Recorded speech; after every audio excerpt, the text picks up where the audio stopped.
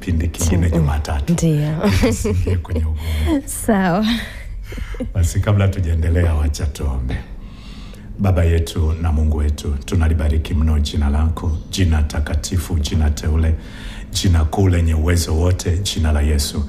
Asante kwa kuwa umekuwa mwema, umekuwa mwaminifu, umekuwa Baba, umekuwa kimbilio, umekuwa faraja. Katikati ya maisha yetu tumeuona ukuu wako, wema wako.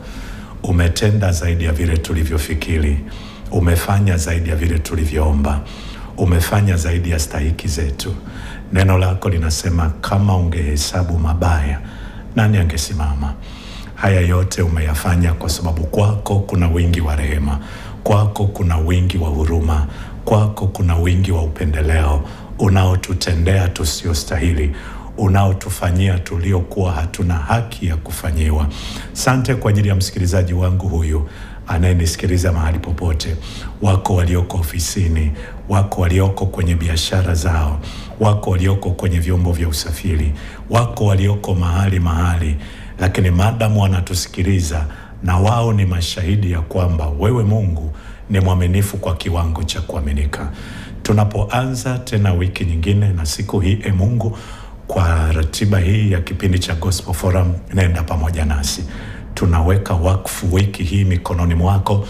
Tunajitenga mbali na kila mashambulizi, makusudio ya mwovu adui shetani, roho za ajali, roho za mauti, roho za misiba na mikosi na ubaya visitupate, bali wema na neema yako iende pamoja nasi.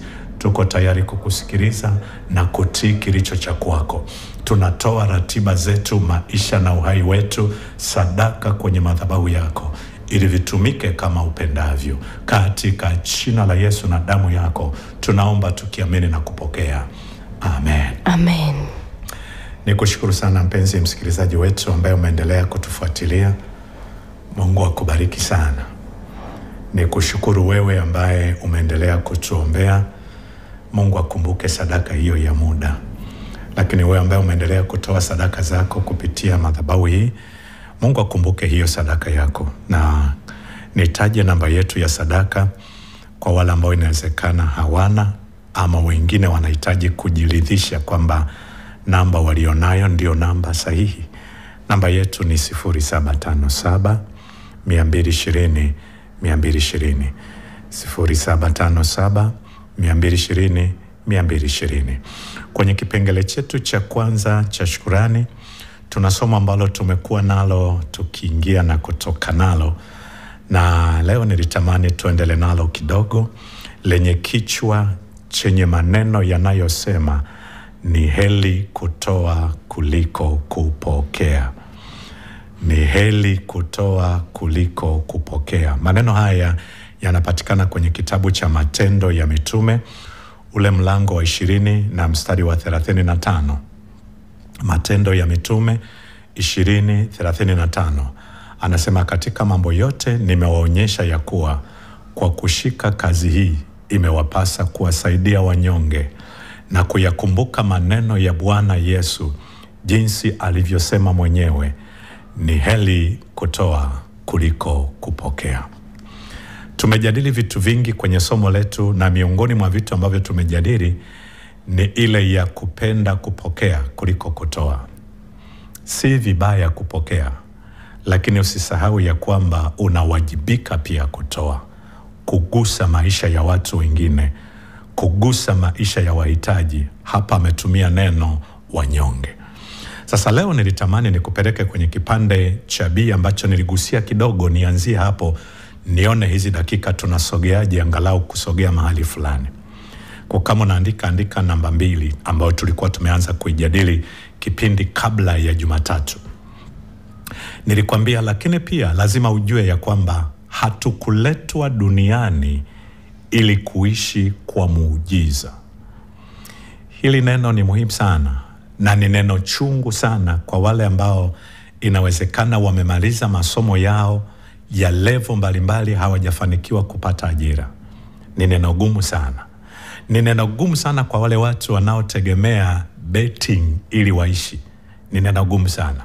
Na hapa wanaweza kanirushia mawe wakanipiga kiasi ambacho wahakikishe kwamba wameniteketeza kabisa. Lakini hauwezi ukaniondoa kwenye hicho. Haujaumbwa ili kutegemea muujiza ili uende. Yani usije ukaishi maisha ya kwamba Mungu atafanya ili leo iweze kupita. Haiendi hivyo. Na ndio maana tumekuwa na watu wenye changamoto nyingi sana. Tunapokuwa hapa redioni na mahali pengine, watu wengi wanaomba ili waweze kupata muujiza, wapate hela ya kulipa ada, wapate muujiza, wapate hela ya kulipa kodi, wapate muujiza, wapate hela ya kupata mtaji, wapate muujiza, wapate hela ya kufanya chochote kile.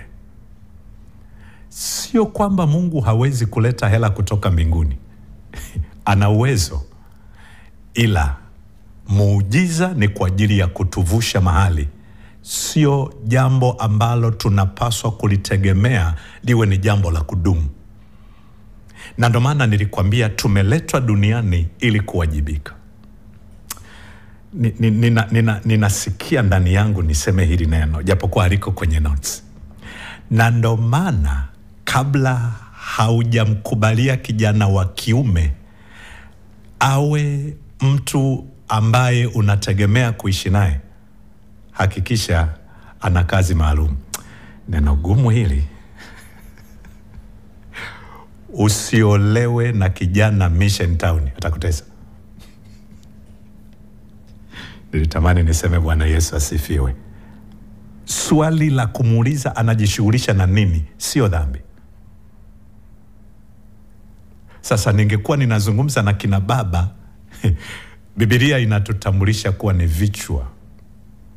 Biblia inatutambulisha kuwa viongozi wa familia. Lakini Biblia imetupa dhamana ya kuhakikisha kwamba tunatunza familia. Kutunza ni pamoja na kuifanya familia ile ivae, inywe.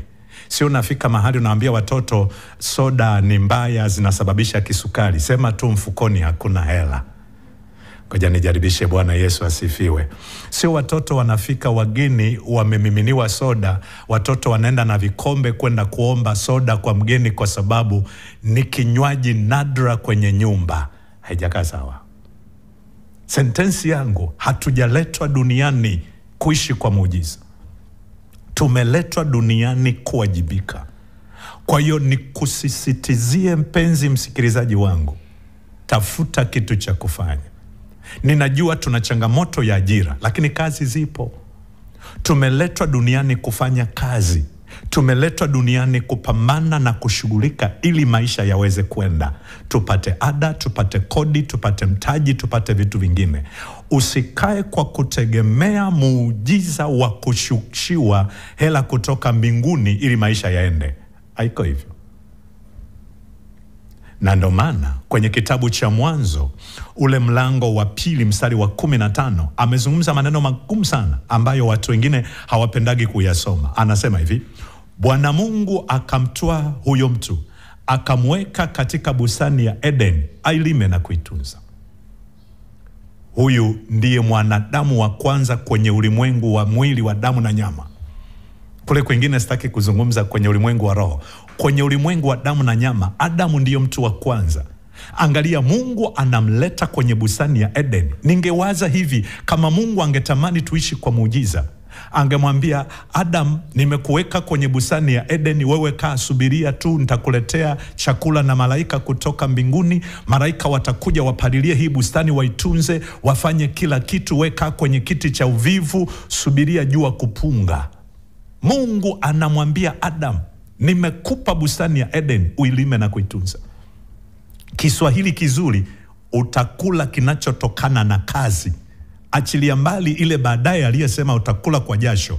Lakini ajenda ya Adam kulima, kuwajibika, ilianza hata kabla ya laana. Jina la Bwana libarikiwe. Narudia kusema jina la Bwana libarikiwe. Mungu angeweza kumtunza Adam kwa muujiza kule kwenye bustani ya Eden, lakini anamuumba Adam, anamweka kwenye bustani ya Eden ili afanye kazi, ili alime na kuitunza. Angeweza kufanya namna nyingine ili Adamu aishi kwa muujiza. Tungeweza kusema kweli tumeletwa duniani kuishi kwa muujiza. Lakini kama mtu wa kwanza, babu yetu huyu wa kwanza Adam, amewekwa kwenye bustani ya Eden, hakula bule, Hakukaa bure, aliwajibika kwa kufanya kazi ili maisha yaende, ili ale, ili ashibe. Uwe na uhakika ya kwamba tunawajibika kufanya kazi ili kupata ada za watoto, ili kupata kodi ya nyumba, ili kupata hela kwa ajili ya mtaji, ili kupata fedha kwa ajili ya kufanya vitu mbalimbali. Watoto wakiumwa wapelekwe hospitali. Jina la Bwana libarikiwe. Hii maana yake, ukiona umeamka ni mzima, una afya, una maumivu ya kawaida yanayoweza kukufanya uendelee kufanya vitu vingine, ni kengele inayoashiria ya kwamba unapaswa kufanya kazi. Ninazungumza na watu ambao sasa hivi bado wamelala vitandani. Sasa hivi ni karibia saa 5 kasoro. Kuna watu bado wameng'ang'ania shuka, na haka kabariki ndio kabisa anaongeza na shuka lingine. Wakati kuna wenzako wako kazini, hatuwezi tukafanana Jumapili tunapoenda ibadani. Sikiliza, haujawahi kukutana na mtu ambaye amelipwa kutokana na kulala kwake usingizi. Kinachokulipa ni kazi, kinachokulipa ni kuwajibika, kinachokulipa ni kule kuzalisha. Mungu awabariki sana mlioko ofisini. Mungu awabariki sana mlioko kwenye saruni. Mungu awabariki sana mlioko kwenye bodaboda sasa hivi, mlioko kwenye bajaji, mlioko kwenye mwendo kasi mnaendesha watu karibia 60 wako nyuma yenu, mlioko shambani mko kwenye kupalilia bustani. Mungu awabariki sana. Mungu awabariki sana wadada wa kazi ambao inawezekana sasa hivi wanaandaa mboga ya mchana. Mungu awabariki sana, mko ofisini. Lakini wale ambao bado mpaka majira haya wamekumbatia mashuka, hivi kinyume cha kubariki ni kusemaje? Sitaki kusema hapa. Mimi siko hapa kusema, sitaki kusema. Lakini ndiyo huyu mwisho wa siku anasema, watumishi mniombee nipate mtaji. Kutoka wapi? Watumishi mniombee, hatuna ada kwa ajili ya mtoto, hatuna kodi ya nyumba. Kuna kitu hakijakaa sawa. Ngoja nikuongeze huu mstari kutoka kitabu cha Kutoka 34, nianzie mstari wa 21, nitarudi mstari wa 20. Lakini wewe andika Kutoka 34 mstari wa 20 na 21. Sasa mimi nitaanzia chini. Angalia mstari wa 21. Anasema utafanya kazi siku 6. Umeona hiyo sentence? Siku 6 ulizopewa ni za kuzalisha, ni za kulima, kupanda na kuvuna. Anasema lakini katika siku ya 7 utapumzika. Sasa ziko theolojia nyingi huko ndani kwa maana ya huo mstari, sitaki nizitaje hizo. Nilichotaka ukione, siku 6 fanya kazi. Kwa unapoamka kwa mfano leo Jumatatu, unapaswa kulima, kupanda. Inapofika siku ya Jumamosi, hakikisha umevuna, ili siku ya ibada uwe na kitu cha kukipeleka madhabahuni kama sadaka yako ya shukrani. Sasa angalia nachokiandika. Anasema siku ya 7 utapumzika, wakati wa kulima mashamba na wakati wa kuvuna pia utapumzika. Sasa angalia mstari wa 20. Anasema na mzaliwa wa kwanza wa punda utamkomboa kwa mwana kondoo, tena kama kwamba hutaki kumkomboa, ndipo utamvunja shingo. Wazaliwa wa kwanza wote na wa wanao utawakomboa. Nataka uangalie kipande hicho cha cha mwisho. Anasema wala hapana atakayehudhuria mbele zangu mikono mitupu.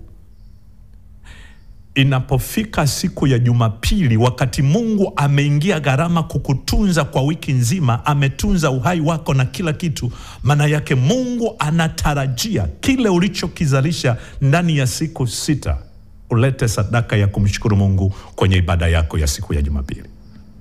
Swali gumu ambalo hautalipenda kulisikia. Unapata wapi ujasiri wa kwenda ibadani bila sadaka? Ulikuwa umelazwa? Hapana. Ulikuwa unaumwa? Hapana. Ulikuwa umefiwa? Hapana. Ulikuwa na changamoto yoyote? Hapana. Ulikuwa mzima? Ndio. Ulifanya nini ndani ya siku 6? Wanasema najua nilikuwa na ganga njani nafanya kazi za Upaswi kufanya hicho kitu. Fanya kazi ndani ya siku 6. Siku ya 7 unapaswa uje na sadaka ya shukrani madhabahuni. Na ndo maana Paulo kwa Wathesalonike wa pili 2:10 anazungumza neno ngumu sana.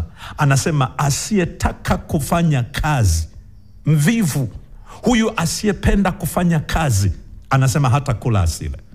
Mahali pengine huwa nawaulizaga watu swali gumu kwamba mtu ambaye hali unategemea nini? Jibu ni hili, anakufa.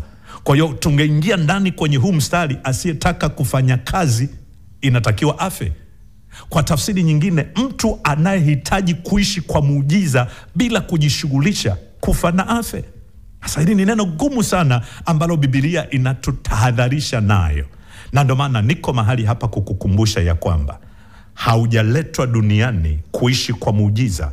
Ukiona upo hai, una afya, una maumivu ya Mungu anakuhimiza kufanya kazi. Acha kukumbatia hilo godoro lako na kujifunika na hilo shuka lako na blanketi yako. Usingizi haulipi. Hakuna mshahara unaolipa kutokana na usingizi. Vinginevyo kuna mashindano ya usingizi. Huko natamani ukajiunge. Mungu akubariki na abariki neno lake. Tutarudi tena muda si mrefu. Usiende mbali na redio yako. Amen.